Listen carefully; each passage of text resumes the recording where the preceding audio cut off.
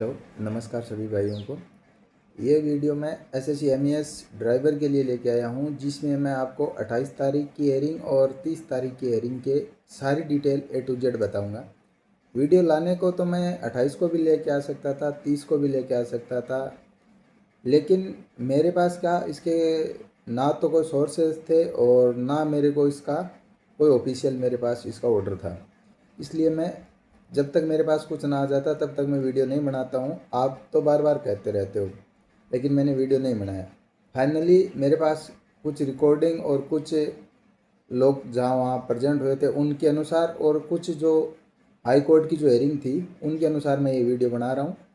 इस वीडियो में मैं आपको बनाने से पहले ये बात स्पष्ट बोल देता हूँ, ना मैं ये वीडियो उनके फेवर में बना रहा हूँ जो सिलेक्ट कैंडिडेट है, या ना मैं उनके फेवर में बना रहा हूँ जो अनसेलेक्टेड है, जिन्होंने पिटिशनर केस कर रखा है, और ना मैं थर्ड पार्टी के पक्ष में ये बना रहा हूँ। मैं इसमें अपने स्वतंत्र विचार रखूँगा, जो मेरे को इस केस से ऑफिशियली जो चीज़ है या जो मेरे को लगता है, ये बात मैं इसमें रखूँगा। तो मैं सीधी बात बताता हूँ कि 28 तारीख को हुआ क्या था कोर्ट में। देखो, 28 तारीख को एसएससी के वकील प्रेजेंट नहीं हुए थे और थर्ड पार्टी के वकील प्रेजेंट हुए थे, और जो पिटिशनर थे उनका कोई असिस्टेंट प्रेजेंट हुआ था, ऐसा बताया गया।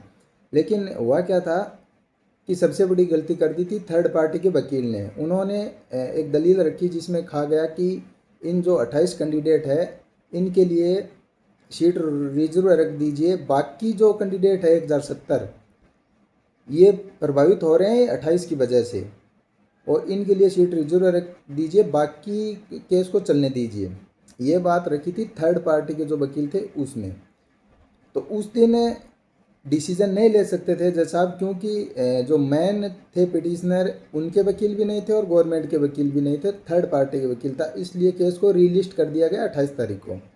और उसी दिन कुछ लोग ये बोल रहे थे कि स्टे टूट गया है, लेकिन मैंने ग्रुप में मैसेज भी डाला था कि वहाँ प्रेजेंट लोगों के अनुसार स्टे टूट गया है, जबकि मेरे को तो पता था कि स्टे नहीं टूटा है, क्योंकि वकील के कहने से और जज के लेकिन हुआ क्या था, रीलिस्ट हुआ तो कुछ लोग ये बोल रहे थे कि सिर्फ ऑर्डर तैयार होगा फिर जो स्टे टूट जाएगा और ऑर्डर तैयार होकर ऑर्डर अपलोड हो जाएगा। ऐसा नहीं हो सकता कोर्ट में।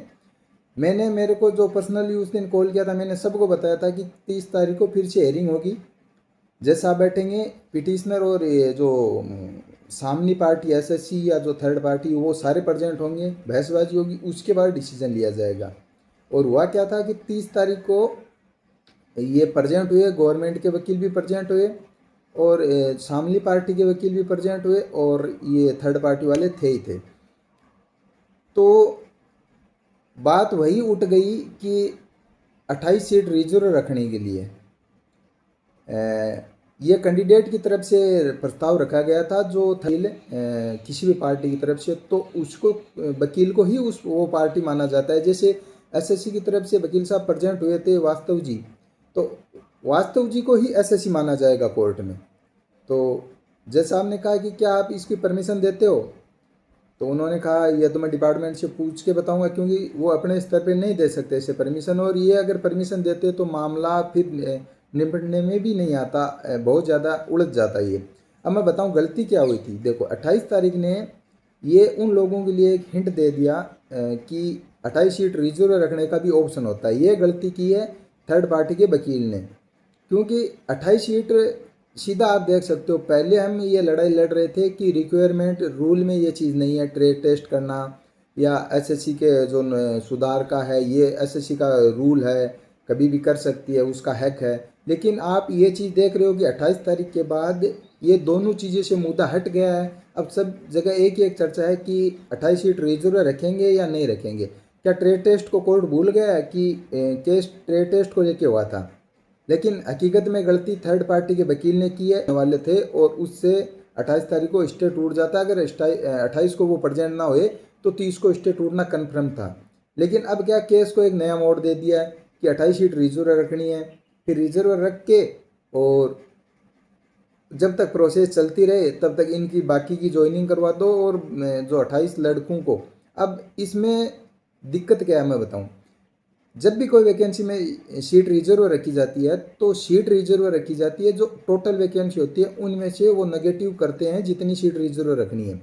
मैं बताऊं आपको, अगर इसमें 1070 सीट है, अगर इनको सीट रिजर्व चाहिए, रिजर्व मतलब कोई भी, जैसे आप ट्रेन में कहीं भी जाते हो तो आप रिजर्वेशन कराते हो तो उस सीट पे सिर्फ आपका ही हक होता है, उसकी जगह कोई दूसरा नहीं जा सकता, ना बैठ सकता है, यानी कि दूसरा नहीं ले सकता। तो ये वैकेंसी 1000 जैसे 28 निकाल देते तो 1042 बचती है पोस्टें, तो 1042 को ज्वाइनिंग होगी, तो वो 28 लड़के जिनको बाहर करेंगे, अब किसी तरीके से किन लड़कों को बाहर करेंगे, उन लड़कों को बाहर क्यों करेंगे मेरे ये समझ में नहीं आता, क्योंकि उनके नंबर जो केस करने वाले कैंडिडेट है सभी से जो सेलेक्ट कैंडिडेट है 1070 में उन सब के ज़्यादा है, तो वो कौन लोग हैं जिनको 28 को बाहर करके उनके लिए सीट रिजर्व रखेंगे।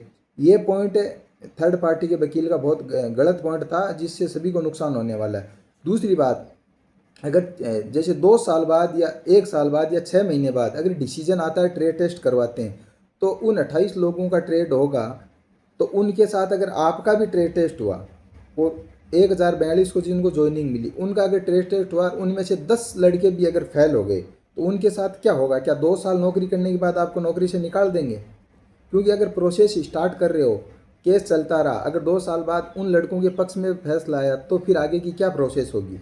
आप एक सोच के देखो, अगर 2 साल आप नौकरी करते हो, 2 साल बाद में आपका ट्रेड टेस्ट लेता, आप ये तो बात जायज़ सी है कि 1042 में से 10 लड़के तो कम से कम फेल होंगे ही होंगे, क्योंकि जो अच्छे से ड्राइवर हैं वो भी फेल हो सकते हैं। तो ये मान के चलो, अगर 10 भी फेल हो गए, अगर 10 नहीं एक भी फेल हो गया, तो उस लड़के के साथ क्या होगा जो 2 साल नौकरी करने के बाद उसको बोलेंगे कि आप ट्रेड टेस्ट में फेल हो गए, आप घर जाओ। तो ये एसएससी जो थर्ड पार्टी के वकील था, उन्होंने ये दलील गलत रख दी। ये उन लोगों के लिए पॉजिटिव पॉइंट हो गया जिन लड़कों ने केस किया था, क्योंकि उनका सीट रिजर्व किस हक से रख रहे हैं जब वो कट ऑफ में ही नहीं आ रहे हैं। तो ये बात तो एक हो गई। अब दूसरी बात, जो 1070 कैंडिडेट जिसका लिस्ट में नाम है, उन सभी के नंबर जो 28 कैंडिडेट जिसने केस किया उन सब से ज़्यादा है, तो फिर ज़्यादा नंबर वालों को बाहर कर रहे हैं, कम नंबर वालों के लिए सीट खाली रख रहे हैं। तो ये भी एक संशय वाली बात है, ये किस आधार पे सोच के उन्होंने ये पॉइंट रख दिया। दूसरी बात, एसएससी इसको मंजूरी देगी या नहीं देगी, अब 13 तारीख दी है, उसमें ये बात नहीं कह सकते। मेरे हिसाब से एसएससी मंजूरी नहीं देगी, क्योंकि अगर एसएससी ने ये मंजूरी दे दी तो जिन लड़कों को 1070 में से बाहर निकालेंगे 28 को, वो भी 28 कोर्ट में कन्फर्म जाएंगे। तो ये भर्ती किस ओर जाएगी इसका कोई कन्फर्म पता नहीं है, क्योंकि ये तो बात जायज़ सी है, जिसका भी 1070 में से कैंडिडेट को बाहर निकालेंगे वो कोर्ट जाने कन्फर्म है, इस बात में कोई दो राय नहीं है, कोर्ट कन्फर्म जाएंगे वो। तो फिर भी भर्ती पे वापस स्टे आ सकता है, हाँ आ सकता, क्यों नहीं आएगा? अगर किसी आपको भी मान लो जो 1070 में से किसी एक को भी बाहर निकाला, वो तो कोर्ट जाएगा ही जाएगा, क्योंकि कम नंबर वालों के लिए सीट रिजर्व रख रहे हैं, ज़्यादा वालों को बाहर कर रहे हैं, तो कोर्ट तो जानी लाजमी बात है।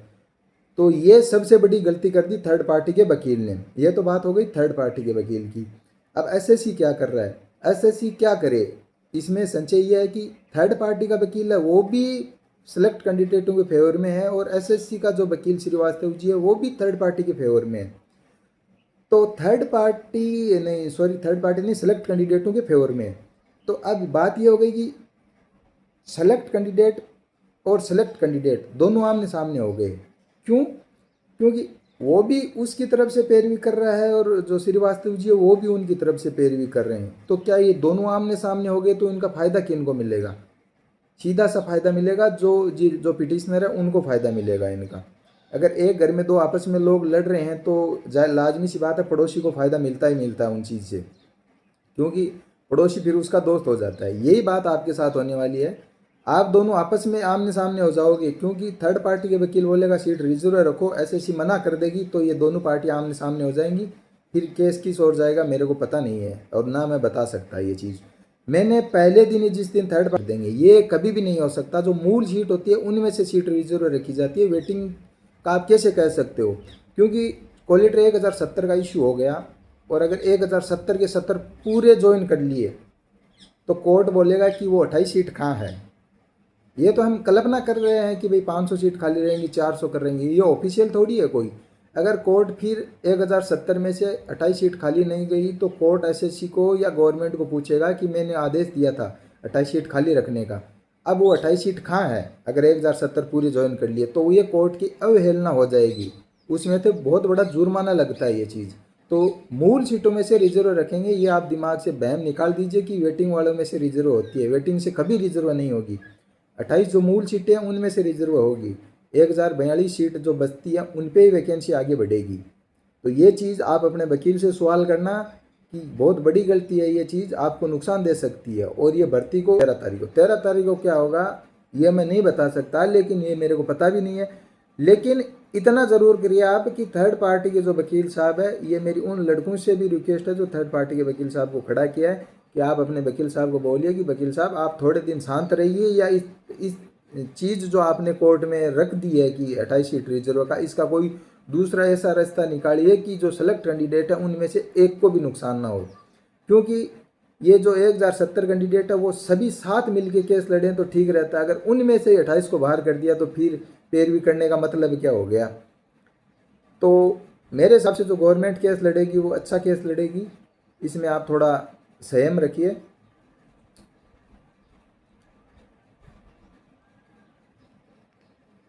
जो मेन बातें थी वो मैंने बता दी, वीडियो थोड़ा लंबा आ गया तो ये लंबी बात हो गई, और मेरे हिसाब से आपके कोई डाउट होंगे नहीं, यही चीज़ें थी।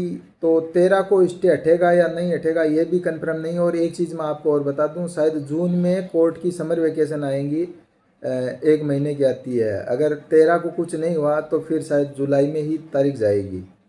तो मैं क्या कि मेरे को आप सब लोग पर्सनली कॉल करते हो, पूरे दिन मेरे पास कॉल आते हैं, इसलिए कभी कभी तो क्या मेरे को सिम भी बंद करनी पड़ती है। मैंने आप सबको बोल रखा है कि आप मेरे को मैसेज कर दिया करो, जब भी मेरे को टाइम मिलता है मैं मैसेज का जवाब ज़रूर देता हूँ। अब आप सब मेरे से एक एक पर्सनली बात करोगे, आप 1070 उनमें से लगभग 500 लोग मेरे से फ़ोन पे बात करते रहते हैं, तो 500 को मैं एक एक को वो चीज़ समझाऊँ, इससे अच्छा है ना कि आप मेरे को पर्सनली मैसेज कर दिया करो। मैं मैसेज देख के सबके जो कॉमन डाउट होंगे उनको मैं ग्रुप में डाल दूंगा, ये चीज़ें हैं।